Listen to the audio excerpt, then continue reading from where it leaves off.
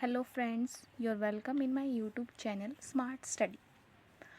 आज हम जो है क्लास 12th की एनसीईआरटी बुक ज्योग्राफी की का फर्स्ट लेसन स्टार्ट करेंगे, जिसका नाम है मानव भूगोल, प्रकृति एवं विषय अक्षेत्र। क्या आपको मालूम है कि प्रकृति का मतलब क्या होता है? प्रकृति का मतलब होता है नेचर, लेकिन यहाँ पर नेचर से अभिप्राय है बिहेव, कि किसी का बिहेव कैसा है। जैसे कि हमारा बिहेव कैसा है, किसी का बिहेव होता है गुस्सा करना छोटी छोटी बातों पर। कुछ लोग गुस्सा नहीं करते, हमेशा चाहे नेगेटिव बात हो चाहे पॉजिटिव हो, हमेशा हंसते रहते हैं। ऐसे ही मानव भूगोल का क्या नेचर है, क्या प्रकृति है, उसके बारे में हम इस लेसन में पढ़ेंगे।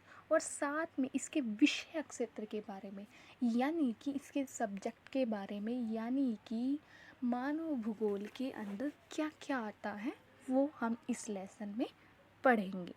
क्या आप जानते हैं मानव भूगोल किसे कहते हैं? ये तो आपको मालूम होगा कि मानव भूगोल भूगोल की शाखा है, यानी कि भूगोल का ही ये पार्ट है। लेकिन क्या मानव भूगोल में हम क्या पढ़ते हैं ये आपको पता है? कोई बात नहीं, नहीं पता होगा तो मैं बताऊंगी आपको। भूगोल की दो शाखाएं होती हैं, यानी कि भूगोल को दो भागों में बांटा गया है। पहला भाग जिसको कहते हैं प्राकृतिक भूगोल, और दूसरे भाग में रखा गया है मानव भूगोल को। यानी कि भूगोल की दो शाखाएं हैं, प्राकृतिक भूगोल है और एक है मानव भूगोल। प्राकृतिक भूगोल को हम भौतिक भूगोल भी कहते हैं। प्राकृतिक भूगोल उसे कहते हैं जिसमें केवल प्राकृतिक तत्वों का अध्ययन किया जाता है। प्राकृतिक तत्व यानी कि जलवायु हो गया, वायुमंडल हो गया, जैवमंडल हो गया, ओके, और मृदा हो गया। ये सारे हो गए प्राकृतिक तत्व, जिसमें मनुष्य का कोई हस्तक्षेप नहीं होता। हस्तक्षेप का मतलब होता है इंटरफेयर। अब नेक्स्ट पर आते हैं हम मानव भूगोल। मानव भूगोल किसे कहते हैं? मानव भूगोल का मतलब है मानव और पर्यावरण के बीच के संबंधों का अध्ययन करना। कैसे संबंध? जैसे कि मनुष्य क्या करता है, जंगलों को काटकर, जंगलों को साफ कर कर उस पर इमारतें बनाता है, सड़कें बनाता है, ओके, और क्या करता है, नदियों के पानी को रोककर वहाँ पर बांध बनाता है, उस पर पुल बनाता है। ये सब चीज़ें हम पढ़ते हैं मानव भूगोल में।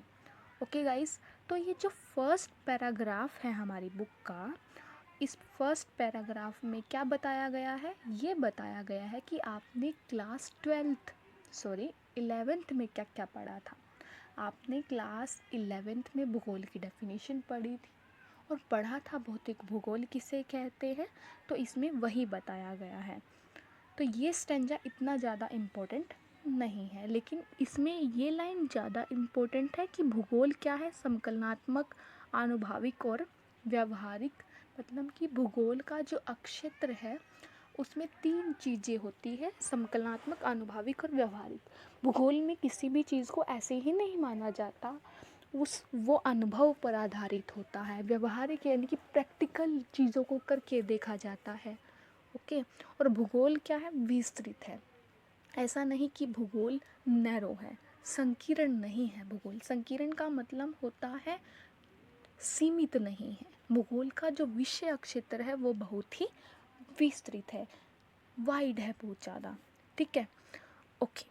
तो अब क्या है, इसमें क्या बताया गया है? ये बताया गया है कि ये तो भौतिक भूगोल की डेफिनेशन जो मैंने आपको अभी बताया।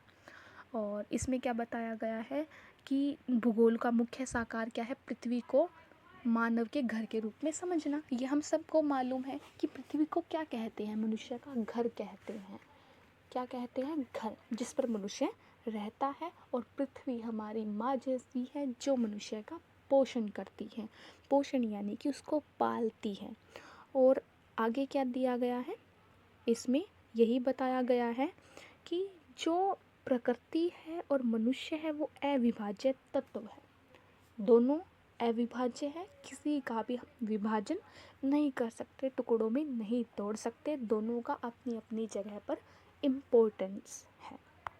ओके, नेक्स्ट पेज पर आते हैं। इसमें क्या बताया गया है कि पृथ्वी के रूप में तूफान की आंख और नदी के मुख, हिमनदी के प्रोत, जल मंडू की ग्रीवा, मृदा की परिच्छेदिका का वर्णन करते हैं। अब ये सब क्या है, ये बताया इसमें, ये हमें ये बताता है कि हमने क्या किया है, प्रकृति का मानवीकरण कर दिया है, यानी कि प्रकृति के तत्वों को हमने मनुष्य के किसी शरीर के अंग के साथ जोड़ दिया है।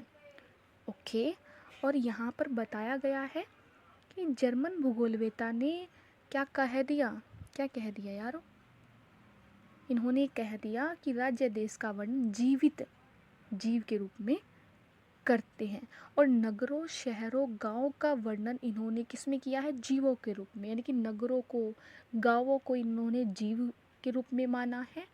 और परिसंचरण की धमनियाँ, परिसंचरण की धमनियाँ इन्होंने कहा है सड़क, रेल मार्ग और जल मार्गों के जाल को। जैसे कि हमारे शरीर में परिसंचरण की धमनियाँ क्या करती है, ब्लड से ऑक्सीजन, कार्बन डाइऑक्साइड गैस, जितने भी प्रोटीन्स हैं उनको शरीर के अलग अलग भागों तक पहुंचाते हैं, यानी कि यातायात के साधनों के रूप में कार्य करते हैं। वैसे ही जैसे सड़क, रेल मार्ग, जल मार्ग क्या करते हैं, हमारे माल को, हमारी वस्तुओं को एक स्थान से दूसरे स्थान पर पहुंचाते हैं, वैसे ही हमारे शरीर में ये काम हमारी धमनियाँ करती हैं। अब ये जो है पैराग्राफ, ये सबसे इम्पोर्टेंट है, जितना हमने पढ़ा है अभी उसमें सबसे ज़्यादा इम्पोर्टेंट ये पैराग्राफ है, जिसमें मानव भूगोल की अलग अलग भूगोलवेता ने अपने अनुसार परिभाषाएं दी हैं। सबसे मोस्ट इम्पोर्टेंट परिभाषा जो हम हर क्वेश्चन में यूज़ कर सकते हैं, जो स्टार्टिंग में मैंने आपको इस वीडियो में बताया कि मानव भूगोल से अभिप्राय है मानव और पर्यावरण के पारस्परिक, पारस्परिक कैसे लिखेंगे, पारस्परिक संबंधों का अध्ययन करना ही क्या कहलाता है, मानव भूगोल कहलाता है। लेकिन कुछ जो फेमस भूगोलवेता है उन्होंने भी अपने अपने अकॉर्डिंग मानव भूगोल की डेफिनेशन दी है, जो आपको एज इट इज़ याद करनी होगी।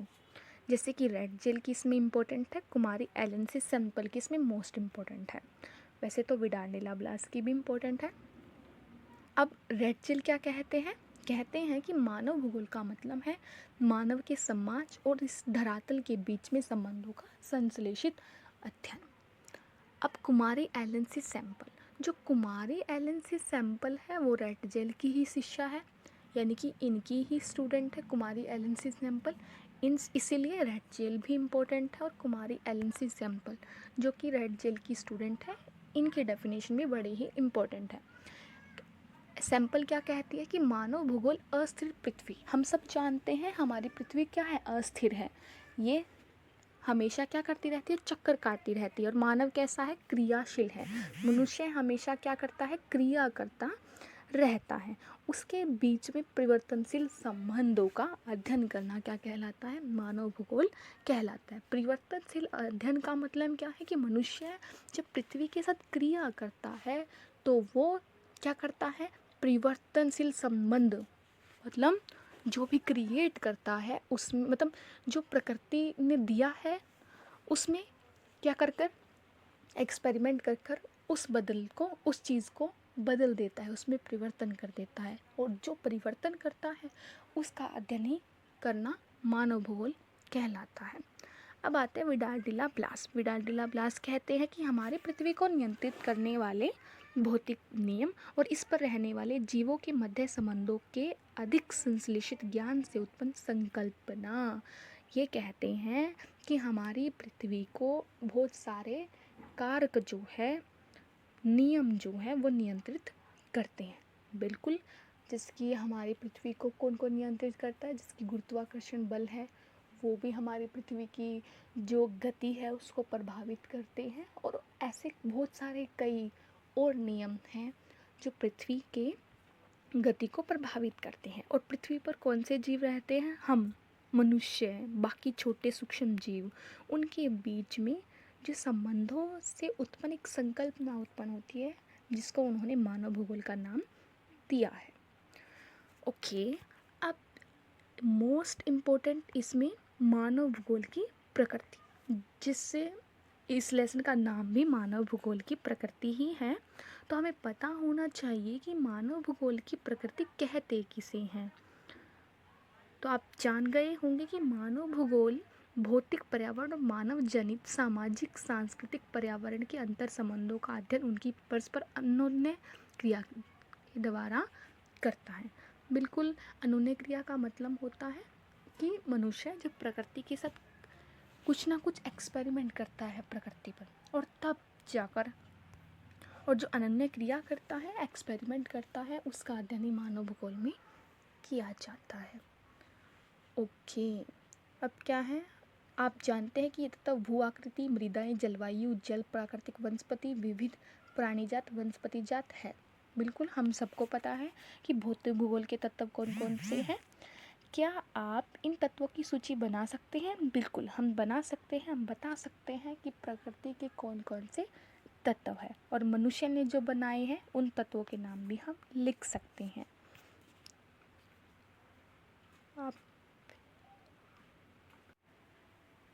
दोस्तों, हम इस चैप्टर का बाकी बचा हुआ पार्ट जो है मेरी नेक्स्ट जो है वीडियो में करेंगे। फ़िलहाल आप इतना ही पढ़ लीजिएगा दोबारा और इसको रिवाइज कर लीजिए। अगर कोई क्वेरी हो तो कमेंट बॉक्स में बता देना, मैं आपको नेक्स्ट वीडियो में जो है उसको सॉल्व कर दूँगी। Okay guys, thank you for watching this video. तो हम इस चैप्टर का बाकी बचा हुआ पार्ट जो है मेरी नेक्स्ट जो है वीडियो में करेंगे। फ़िलहाल आप इतना ही पढ़ लीजिएगा दोबारा और इसको रिवाइज कर लीजिए। अगर कोई क्वेरी हो तो कमेंट बॉक्स में बता देना, मैं आपको नेक्स्ट वीडियो में जो है उसको सॉल्व कर दूँगी। Okay guys,